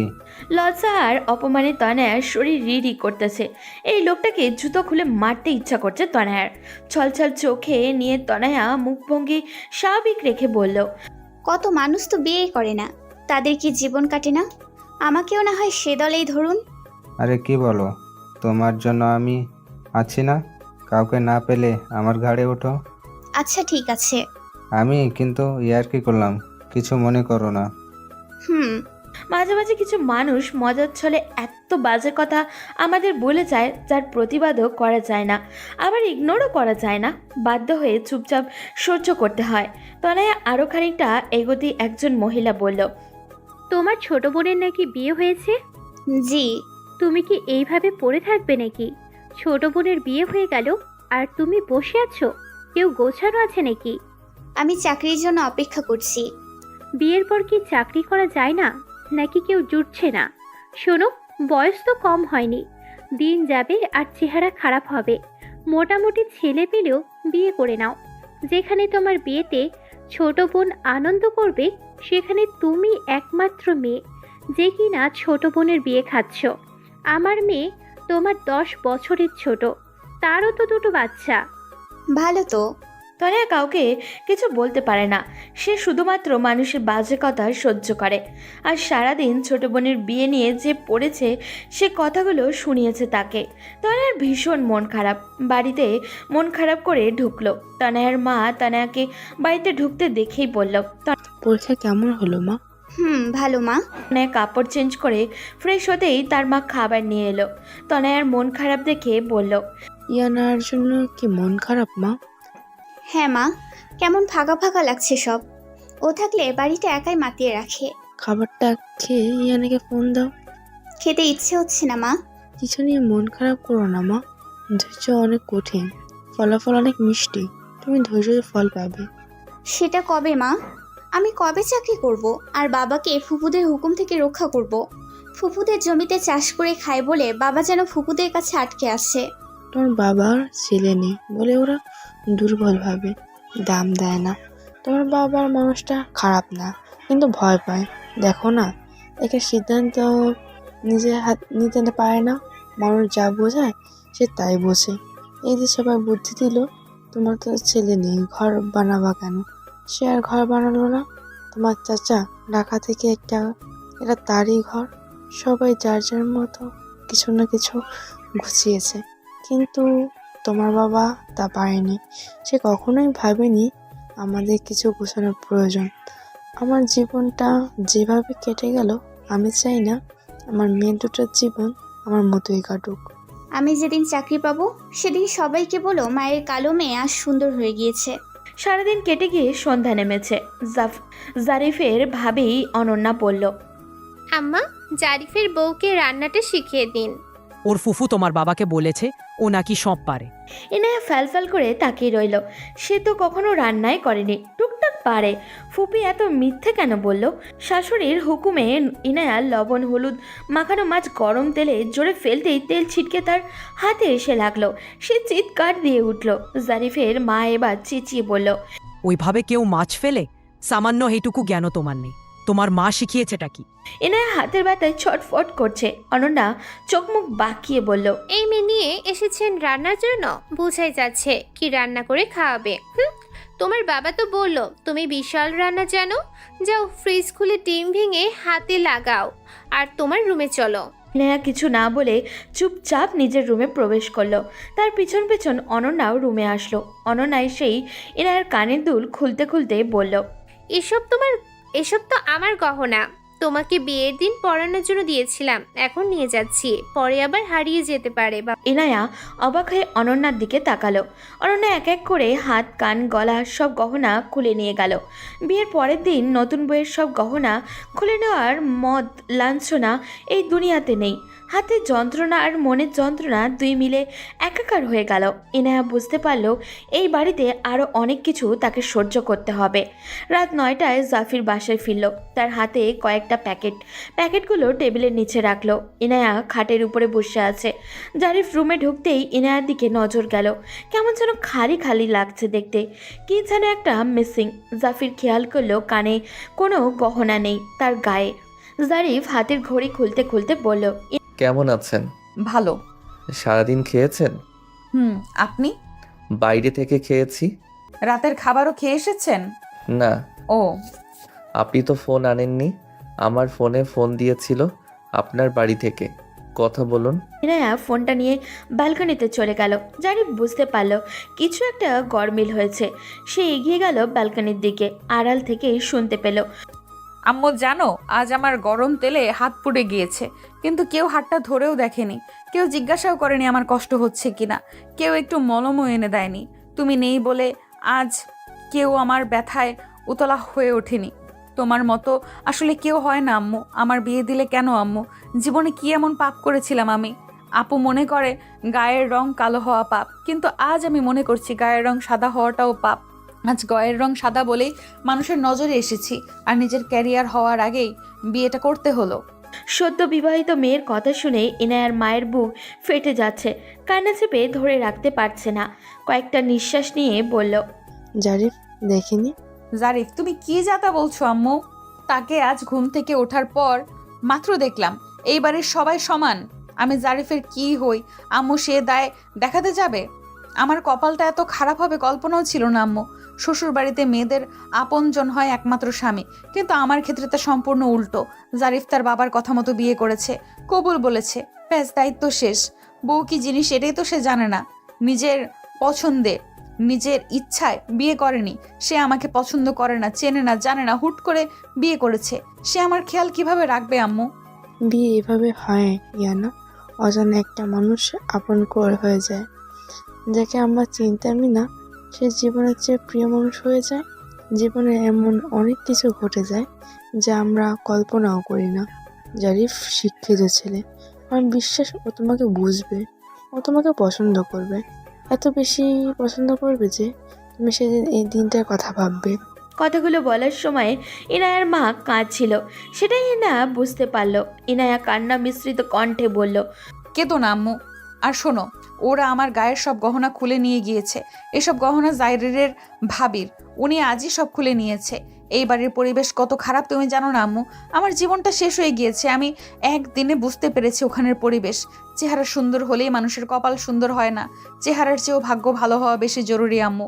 এরা আমাকে এনেছে শুধু বাড়ির কাজ করানোর জন্য। ওরা ফিস ফিস করে বলা বলি করছিল আমাকে আর পড়তে দিবে না। এমনকি আমার শাশুড়ি আজই বলে দিয়েছে আমি যেন 3 বেলা রান্না করি, সংসারটা গুছিয়ে রাখি। জারিফ বেকার, আমার খাওয়ার পড়ার খরচ দেওয়ার সামর্থ্য নেই। জারিফের চাকরির আগ পর্যন্ত যেন আমি আমার বড় জায়ের সাথে মানিয়ে চলি, যে যা বলে তাই যেন শুনি। সে চাকরি করে, সংসারে টাকা দেয়, বড়লোকের মেয়ে। আজ দুপুরে আমাকে সব বুঝিয়ে দিয়েছেন এইভাবে। এমন হলে আমি জারিফ আর ওর ফ্যামিলির সাথে কথা বলবো। বিয়ের আগে তো এসব কথা ছিল না। এর চেয়ে আমাকে মেরে ফেললে না কেন? এই বাড়িতে আমার কোনো সম্মান নেই আম্মু। কথাগুলো যেন জারিফের হৃদয় ছুঁয়ে ছুরির মতো বিঁধল। এনায়া ছলছল চোখ জারিফকে ক্ষত বিক্ষত করলো। নিজেকে ধিক্কার দিতে ইচ্ছা করছে। সে একজন ব্যক্তিবান পুরুষ, এনায়া তার স্ত্রী। এনায়ার এত বড় অপমান সে মেনে নিতে পারছে না। এনায়া তো জোর করে এই বাড়িতে আসেনি, বরং সে বিয়ে করতে রাজি ছিল না। সবাই প্ল্যান করে মেয়েটার সব স্বপ্ন শেষ করে দিল। নিজের পরিবার যে এমন জারিফ সেটা জানতো, তাই বিয়ে তো করতে রাজি ছিল না। নিজের পরিবারের মানুষ এই অন্যায় জারিফ মেনে নিবে না। রাগে ফুঁসতে ফুঁসতে নিজের মায়ের ঘরে গেল। ঘরে ঢোকার আগেই জারিফের কানে এলো। জারিফের বড় ভাবি জারিফের আম্মাকে বলছে, আম্মা, জারিফ তো টিউশনি করে। আমরা তো আর এতদিন ওর কাছে টাকা পয়সা চাইনি, কিন্তু এখন থেকে জারিফকে বলবেন ও যেন সংসারের টাকা দেয়। শুনেছি আমার যা বেতন ওর 4 চেয়ে বেশি টিউশনি করে থেকে ইনকাম পায়। জারিফ তখনই রুমের ভেতরে প্রবেশ করলো। নিজের মায়ের দিকে অগ্নিরূপে তাকিয়ে বলল, মা বাবা কোথায়? কেন বাবা? এখানে ডাকো, কথা আছে। জারিফের চিৎকার শুনে ইনেয়া রুম থেকে বেরিয়ে বারান্দায় দাঁড়ালো। জারিফের বাবা আর বড় ভাই রুমের মধ্যে প্রবেশ করলো। জারিফের বাবা বলল, কি হয়েছে জারিফ? নিজেদের ছোটলোকি ব্যবহার এইভাবে প্রকাশ করছো কেন তোমরা? হয়েছে কি? ইনায়ার গহনা খুলে এনেছে কেন ভাবি? আর গহনা সে এনেছে, এতে সমস্যা কি? গহনা দিয়েছিলে কেন? একজনকে কিছু দিয়ে খুলে আনার মতো ছোটলোকি কিভাবে করলে? এবার জারিফ তার বাবার দিকে তাকিয়ে বলল, তুমি ভাবির গহনা কেন দিয়েছিলে? ওই বাড়িতে মানুষজন জিজ্ঞেস করছিল আমরা কি দিচ্ছি, তাই বড় বৌমার গহনা দিয়েছিলাম। কেন ওরা জানে না ওদের জামাই বেকার, তাদের মেয়েকে কিছু দিতে পারবে না? বেকার ছেলের সাথে এমনিতেই কেউ মেয়ে দেয় না। কথা ঘুরিয়ে পেঁচিয়ে না বললে বিয়ে হতো? আমি কি বিয়ে করতে চেয়েছিলাম? বাড়িতে রান্না করবে কে? ইনায়া তোমাদের রাঁধুনি নয়, ওর এখনো লেখাপড়া শেষ হয়নি যে সারাদিন তোমাদের রান্না করে খাওয়াবে। ভাবি একবার রান্না করলে ইনায়া একবার রান্না করবে। লেখাপড়া কিসের? আর একদিনও না। বাড়ির বউ আর পড়াশোনা করে লাভ নেই। এই বাড়িতে লেখাপড়া চলবে না। একজন চাকরি করে, ঠিকমতো রান্না করে খাওয়াতে পারে না। আরেকজনও চাকরি করলে এই সংসার দেখবে কে? জারিফের ভাবি পাশ থেকে বলল, দেখুন, আপনার ছেলে নাকি বিয়ে করবে না, এখনই বইয়ের হয়ে কত কথা বলছে। এইভাবে একটা মেয়ের লাইফ নষ্ট হতে আমি দিব না। তোমরা একটা সহজ সরল পরিবারকে ঠকিয়ে তাদের মেয়ের জীবন নষ্ট করতে চাইছো। লেখাপড়া করবে, খরচ দিবে কে? তোমার খরচই তো আমাদের চালাতে হয়। আমার খরচ এখন আমিই চালাই, আর ইনায়াকে লেখাপড়া আমি করাবো। বাবা, বইয়ের লেখাপড়া চালাবে? মানুষ ন্যাশনাল ইউনিভার্সিটি থেকে পড়ে জব পেয়ে যাচ্ছে, তুমি ঢাকা ইউনিভার্সিটি থেকে পড়ে কি করলে? হ্যাঁ, 1 টাকাও এই বাড়ি থেকে তুমি আর পাবে না। তোমার ভাইয়াকে বলে দিব, আর এই মাস থেকে তুমি বাড়তি টাকা দিবে সংসারে। এতদিন তুমি ফ্রিতে খেয়েছো, এখন তোমার বউ আছে, দুজনে খরচ কে দিবে শুনি? হ্যাঁ, তোমার টিউশনির টাকা কি করো তুমি এত? হ্যাঁ, তুমি তো অনেক টাকা ইনকাম করো। এই সংসারে আমরা টাকা দিতে দিতে নিজেদের জন্য কিছুই জমাতে পারছি না, এখন থেকে আর পারবো না দিতে, বলে দিলাম। আমাকে জোর করে বিয়ে দিয়ে ভালোই খেললে। একটা নিষ্পাপ মেয়েকে এনে ওর গহনাও খুলে নিলে, কিছুদিন পরে নিতে। এত যখন দরদ, তুমি বানিয়ে দাও। হ্যাঁ দিব। আমার বউয়ের পা থেকে মাথা পর্যন্ত গহনা থাকবে, না হলে আমার নাম জারিফ নয়। আমি আমার ভাগ্য মেনে নিয়েছি। আমি জানি আমার কপালে ওই মেয়ে ছিল, তাই যেভাবেই হোক বিয়েটা হয়েছে। আর বিয়ে যখন হয়েছে, ওর প্রতি কোনো দায়িত্বের অবহেলা আমি করব না। আজ আমি বেকার, সময়টা খারাপ যাবে, কিন্তু এই দিন দিন না, দিন একদিন পাল্টে যাবে। আর খাওয়ার খোঁটা দিলে আমার বউ আমার টাকায় খাবে, প্রয়োজনে একবেলা খাবে, তবুও তোমাদের কিছু খাবে না। বলেই জারিফ রুম থেকে বেরিয়ে গেল। এনার ছলছল চোখ দুটো শীতল হলো, মনের মাঝে কি যেন এক শান্তি পেল। এমন শান্তি সে আগে পায়নি। জারিফ যখন তাকে আমার বউ বলছিল তখন বুকের মাঝে কম্পন হচ্ছিল। জারিফ তার মা বাবার রুম থেকে বেরিয়ে গেল। এনায়া রুমে চলে গেল। জারিফের কয়েকটা কথা এনায়ার সব দুঃখ ভুলিয়ে দিল। যেন হঠাৎই বৃষ্টির মতো এক পশলা প্রেম এনায়ার হৃদয়ে দোলা দিল। যত্নই বোধ হয় একমাত্র ভালোবাসার অস্ত্র। জারিফের আনা প্যাকেটগুলো ইনায়া খুলল। সেখানে 4টা 3 পিস, সাথে কিছু কসমেটিক্স। ইনায়া বুঝলো এগুলো জারিফ এনেছে। ইনায়া অপেক্ষা করছে জারিফের জন্য। জারিফ এলে সে আর খারাপ ব্যবহার করবে না। কিছুক্ষণের মাঝেই জারিফ রুমে এলো। সোজা ইনায়ার কাছে গিয়ে কোনো অনুমতি ছাড়াই ইনায়ার হাতটা ধরে বলল, দেখি হাতটা। ইনায়া হাতটা মেলে দিল। দেখতেই জারিফের বুকের মাঝে জ্বলন উঠল। ইস, হাতটা তো পুড়ে গিয়েছে একদম।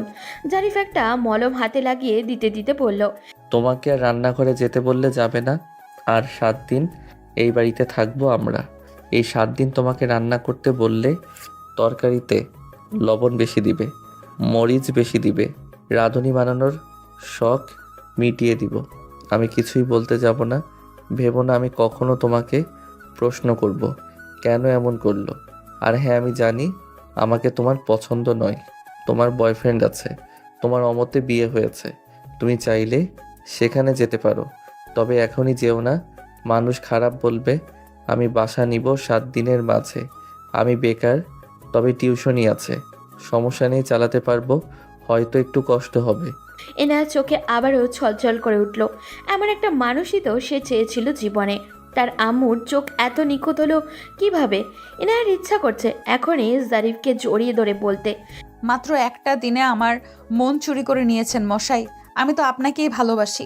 কিন্তু লজ্জায় বলতে পারল না। ঠোঁটের কোণে মৃদু হাসি নিয়ে বলল, আমার কোনো বয়ফ্রেন্ড নেই। সেদিন বিয়ে করব না বলে মিথ্যা বলেছিলাম। মিথ্যা বলেছিলে কেন? আমাকে পছন্দ হয়নি নাকি বেকার বলে? আমার না হয় এই সমস্যা ছিল, কিন্তু আপনার তো গার্লফ্রেন্ড আছে। আচ্ছা, বুঝলাম। আমারও গার্লফ্রেন্ড নেই। আমি তো জানি আমার ফ্যামিলি কেমন, তাই বেকার অবস্থায় বিয়ে করতে চাচ্ছিলাম না। তাছাড়া এত সুন্দরী একটা মেয়ে আমার মতো কালো ছেলের সাথে মানায় নাকি? আপনি কালো কোথায়?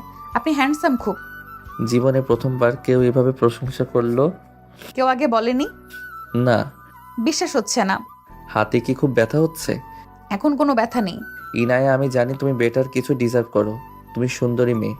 আমার মতো বেকার ছেলে আসলে তোমার যোগ্য নয়। যে কোনো কারণেই হোক তুমি আমার ভাগ্যে ছিলে, তাই আমার জীবনে এসেছো। বিয়ে আল্লাহর সিদ্ধান্তে হয়। যা হয়েছে সব ভুলে আমরা একসাথে জীবনটা পাড়ি দিতে পারি। আমি দীর্ঘদিন ডিপ্রেশন আর মানসিক অশান্তিতে আছি। একটা বেকার ছেলের জীবন কতটা অভিশপ্ত তুমি বুঝবে না। প্রতিনিয়ত মানুষ জিজ্ঞেস করে কবে চাকরি হবে তোর। ফ্যামিলি থেকে প্রেশার, জানি না কবে চাকরি হবে। এর মাঝে তুমি এলে জীবনে। আমি তোমার কোনো শখ পূরণ করতে পারলাম না। এই ব্যর্থতা নিয়ে বাঁচবো কিভাবে? ইনায়া জারিফের হাতটা ধরে বলল, আমার কিছু লাগবে না। আপনার সাথে আপনার মতো করে জীবনটা কাটিয়ে দিতে চাই।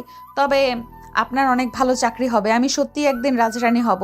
আপনার এই বেকার জীবনের সঙ্গী হতে আমার আপত্তি নেই। আজ দুঃখটুকু ভাগ করে নিতে চাই, পরে না হয় সুখটুকু ভাগ করব। কোনো মেয়ে যে এত সহজে কারো বেকারত্ব মেনে নিতে পারে, তোমাকে না দেখলে জানতাম না। তুমি আমার অনুপ্রেরণা ইনায়া। আমি আমার জীবনের সর্বোচ্চ চেষ্টা এইবার করব। তোমার হাত ধরে যেন বলতে পারি, তোমার অনুপ্রেরণায় আজ আমি BCS ক্যাডার। ইনায়া নিজের অজান্তেই জারিফের বুকে মুখ লোকালো। জারিফ মুচকি হেসে ইনায়াকে জড়িয়ে নিল। এরপর কেটে গেছে লম্বা একটা সময়। জারিফকে আজ খুব অস্থির দেখাচ্ছে, কিন্তু কি নিয়ে ইনায়া সেটা জানে না। বিবাহের আজ 2 বছর পূর্ণ হলো। আজকের দিনটা তাদের জীবনের স্পেশাল দিন। ইনায়া গত 1 মাস ধরে ভেবে রেখেছে আজকে জারিফকে সে বিশেষ সারপ্রাইজ দিবে, কিন্তু জারিফকে অন্যমনস্ক আর মন খারাপ দেখে ইনায়া কিছুই বলতে পারছে না। বিগত 2 বছর অনেক অশান্তি আর দুঃখ কষ্টে দিন কেটেছে ইনায়া আর জারিফের। অভাব অনটন, খেয়ে না খেয়ে দিন গিয়েছে, কিন্তু ওরা দুজনকে কাউকেই বুঝতে দেয়নি। বিগত 2 বছরে তন্ময়া, জারিফ আর ইনায়া তিনজন হয়েছে জীবনের কঠিন পরিস্থিতির মুখোমুখি। তিনজনেরই জীবনে চিত্র ছিল ভিন্ন। তনয়ার গায়ের রং কালো, বয়স নিয়ে পরিবার, আত্মীয় স্বজন, সমাজের কাছে প্রতিটা পদে পদে হেনস্থা হয়েছে। সমাজ তাকে ছুঁড়ে ফেলেছে নর্দমায়। ফ্যামিলি থেকে কখনো তার বাবার বয়সী বিবাহিত ডিভোর্সি কারোর সাথে বিয়ে দেওয়ার জন্য জোর করেছে। তনয়ার জীবনটাও বিষাক্ত করে তুলেছিল প্রতিবেশীরা, শুধু বিয়ে হচ্ছে না বলে। এই সমাজ কালো মেয়েরা কতটা মূল্যহীন সেটা তনয়ার জীবনে হাড়ে হাড়ে টের পেয়েছে। কিন্তু কথায় আছে না, দিন কখনো একরকম যায় না। প্রতিটা মানুষের জীবনেই খারাপ সময় কেটে গিয়ে ভালো সময় আসে। হাল না ছেড়ে চেষ্টা করলে একদিন না একদিন অন্ধকার ঠিকই কেটে যায়। এনার বিয়ের 1 বছর পর তনয়া বিসিএস ক্যাডার হলো। চাকরির পরেই আরেকজন বিসিএস ক্যাডারের সাথে বিয়ে হয়। সে ছেলেটির গায়ের রং ধবধবে সাদা, নিখুঁত, সুন্দর একটি ছেলে। তনয়া তার চারপাশের মানুষ তাক লাগিয়ে দিয়েছিল। গায়ের রং কালো, বরং নিয়ে দুঃখ কষ্ট সহ্য করে তনয়া কোনো এক রাজকুমারের রানী হয়েছে। শ্বশুরবাড়িতে সম্মানের সাথে সাথেই আছে। একদিকে ইনায়া পরীর মতো সুন্দর হওয়ায় শ্বশুরবাড়িতে মিনিমাম সম্মানটুকুও পায়নি। দিনের পর দিন অবহেলা আর খোটা সহ্য করে অবশেষে জারিফের সাথে আলাদা বাসায় উঠেছে। জারিফ বিয়ের প্রথমেই আলাদা বাসা নিতে চাইলেও ইনায়ার আপত্তি ছিল। সে সবটা মানিয়ে নিতে চেয়েছিল, কিন্তু পারেনি। তার স্বামী বেকার বলে মিনিমাম সম্মানটিকেও কেউ তাকে দেয়নি।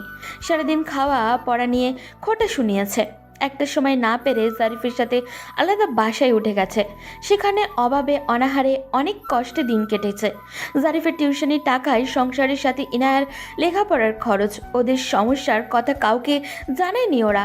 অপরদিকে জারিফ জীবনের প্রতিটা কণে কণে টের পেয়েছে বেকারত্বের কষ্ট। মা বাবা সন্তানকে আলাদা চোখে দেখে। জারিফের বড় ভাই ইনকাম করে বলে তাদের সাথে মা বাবা তুমি করে কথা বলে। এদিকে জারিফের সাথে তুই তুকারি যত প্রকার খারাপ ভাষা আছে তাই ব্যবহার করছে। ছেলেদের পকেটে টাকা না থাকলে সম্মান জিনিসটাই থাকে না। ছেলেদের সৌন্দর্য হলো টাকা। তবে জারিফ ইনায়ার সাপোর্ট পেয়েছে। ইনায়ার কখনো ভালো খাবার খেতে ইচ্ছা হলে বলেনি ও। ভালো একটা ড্রেসের দিকে তাকিয়ে চোখ ফিরিয়ে নিয়েছে। সে জানে তার স্বামীর পকেট ফাঁকা। জারিফ সবটা খেয়াল করেছে, কিন্তু করার কিছুই নেই, তাই চুপচাপ থেকেছে। হঠাৎই জারিফ লাফিয়ে উঠল খুশিতে। ইনায়া ভীষণ অবাক হয়ে বলল, তুমি না এতক্ষণ গম্ভীর ছিলে, হঠাৎ কি হলো? জারিফ ইনায়াকে জড়িয়ে ধরে বলল, আজ বিসিএস ভাইবার রেজাল্ট দিয়েছে। আমি শিক্ষা ক্যাডারে প্রথম হয়েছি। ইনায়া খুশিতে কেঁদে দিল। জারিফকে জড়িয়ে ধরল শক্ত করে। জারিফও ইনায়াকে শক্ত করে জড়িয়ে ধরে বলল, আমার এই সাফল্য তোমার জন্য ইনায়া। বলেই জারিফের বন্ধুদের ফোন করলো।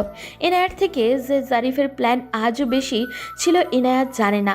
জারিফের বন্ধুরা এসে জারিফ আর ইনায়ার জন্য বাসর ঘর সাজালো, একদম ইনায়ার মনের মতো করে। পার্লার থেকে মানুষ এলেও ইনায়াকে সাজানোর জন্য। আজ ইনায়ার সেই দিনের বউ সাজের স্বপ্ন পূরণ হলো। ফটোগ্রাফারও আনা হয়েছে। জারিফ বলে দিয়েছে আজ সারা রাত আমার বউয়ের ছবি তুলবেন। ইনায়া জারিফের হাত ধরে আড়ালে ডেকে নিয়ে বলল, এসব কি হচ্ছে? আজ আমাদের ম্যারেজ ডে। বিয়েতে তোমার কিছু অপূর্ণ ইচ্ছা পূরণ করলাম। আর হ্যাঁ, আস্তে আস্তে তোমাকে প্রচুর গহনা বানিয়ে দিব। আপাতত টাকা নেই। তোমার আলমারি ভর্তি দামি শাড়ি হবে, প্রচুর শপিং করবে, একদম রানী করে রাখবো। ইনায়া জারিফকে জড়িয়ে ধরে বলল, আমার তো এসব লাগবে না। সেদিনে আমি আর আজকের আমি এক নই। আমার আলাদা গহনা লাগবে না। আমার গহনা তো আপনিই মিস্টার। আমি জানি, বাট আমি আমার বউকে রানী করে রাখতে চাই। কেটে গিয়েছে আরও 2 বছর। সব কিছু বদলে গিয়েছে। ইনায়া আর তনয়ার মা বাবাকে কেউ আর ছোট চোখে দেখে না। মানুষ তাদের অন্যরকম সম্মানের চোখে দেখে। তনয়াকে এখন আর কেউ কালো বলে না। আগে যারা বাজে কথা বলতো তারাই এখন সম্মানের সাথে কথা বলে। জারিফ আর ফ্যামিলি থেকে কেউ বাজে কথা বলে না। ইনায়াকে কেউ আর অসম্মান করে কথা বলার সাহস বানায়। ইনায়াকে কেউ আর অসম্মান করে কথা বলতে সাহস পায় না। ইনায়ার এখন অনেক গহনা হয়েছে, আলমারি ভর্তি শাড়ি হয়েছে। জারিফ তার কার্ড ইনায়ার হাতে তুলে দিয়েছে। ইনায়া সত্যি এখন রানী। দুজন অচেনা মানুষ এখন এক একজন এক এক অপরজনকে ছাড়া নিঃশ্বাসই নিতে পারে না। ভালোবাসা সুন্দর। দুজন মানুষ সঠিক হলে কষ্টের পরেই সুখ আসে। এটাই প্রকৃতির নিয়ম। ভালো থাকুক তাদের ভালোবাসা।